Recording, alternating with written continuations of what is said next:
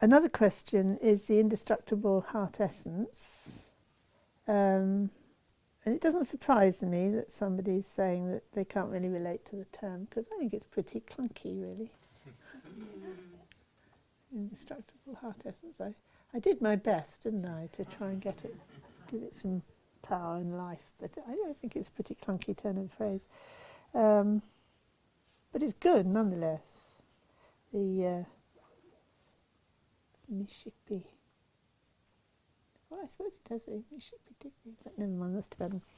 So this question is, I relate more to Nirvana and Samsara being present together. So I'll come back to that in a moment. And continuity without grasping, what's this?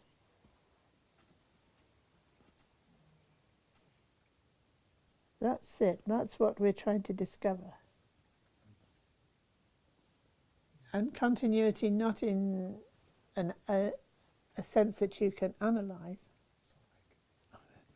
It's not in the sense that you can analyse it and, have a long discussion about, well, the continuity of time is one moment added to another moment, to another moment, to another moment. How long is a moment? Well, if it's got a beginning, a middle and end, if it's got any duration, it's 3 moments at least.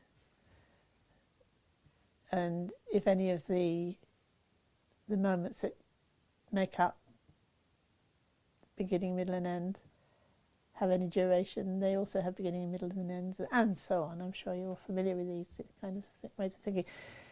It's important not to dismiss them too quickly. I think they're paradoxes to keep coming back to in your meditation, actually, because you notice, even though you can see through it straight away, when you come back to how you're experiencing your life, you're still taking it for granted that the future is there and the past is there. So if they're not there, then there isn't anything, and there clearly is. So that way of thinking, a habitual way of thinking, can't be right. That can't be how continuity is or is maintained. And yet there's clearly a meaning to continuity. Even though I can't, it's not so obvious analytically, practically it's very obvious. That's what my whole intuitive sense of life is about, is that it's opening out into there's this sense of direction there, of coming from somewhere, opening out to somewhere, and that having meaning and connection. Otherwise, we wouldn't be here, would we? We wouldn't do anything. So that's fundamental. It's a fundamental intuition of connection, which when we analyse it gets complicated, because it can't be analysed, actually. That's why it gets so complicated when you try and analyse it. Because of its nature, it can't be analysed. But we have to sit with that long enough for us to recognise that's what we're trying to do. We're trying to analyse and understand continuity. And every time we do that, we get into complications and difficulties. And then if we don't do that, we start to panic, because our world is disappearing. So we grab it back, or do something to kind of, I don't want to go there. And we have to train ourselves that it's okay to go there. But in a very simple way and with the right touch, which takes an incredible amount of courage and time to undo all our habits that have convinced us that we can't go there. And we close down so quickly and so strongly that we don't even notice we are backing off something. And if you do become aware you're backing off, and this is one of the questions, then actually you can be overwhelmed by fear. This is one of the questions that came up. real strong physical fear reaction is not unusual at all.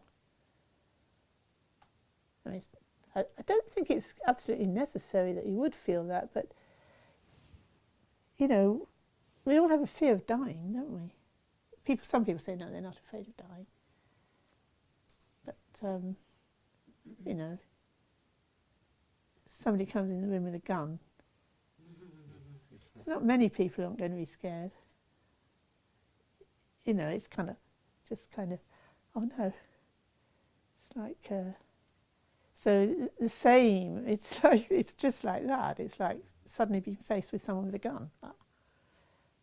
And your body, you know, and I find it really annoying that in difficult situations that suddenly come upon me, that my body does seize up. I find it really annoying. Because I think, well, I'm not particularly scared.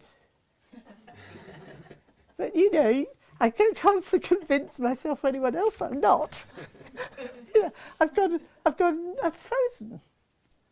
So it's you know, this is an afternoon for all the good news, isn't it? What have you got yourselves into?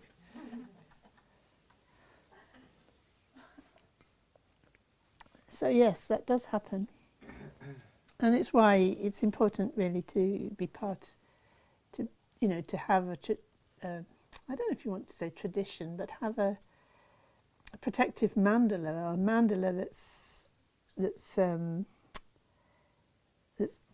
drawing you along, that's holding you, taking you in the right direction, because you know, you can find yourself in places which you didn't ever imagine were possible.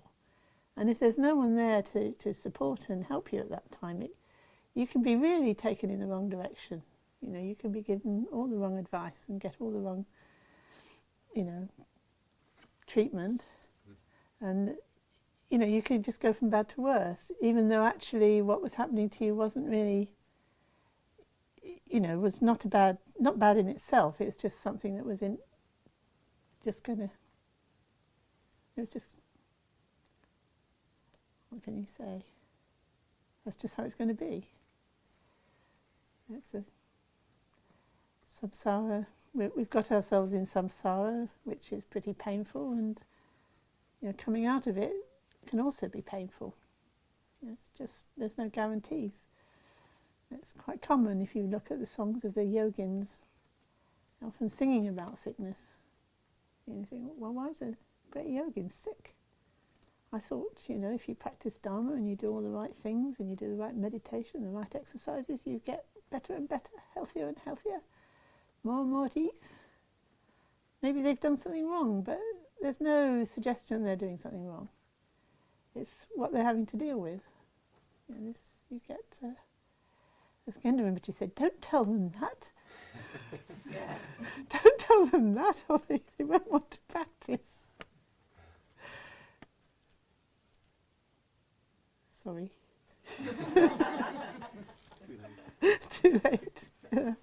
But when it's, you know, if it does start to happen, it's good to have heard that this is the case, and it's not necessarily, you know, it's not that one's doing something wrong.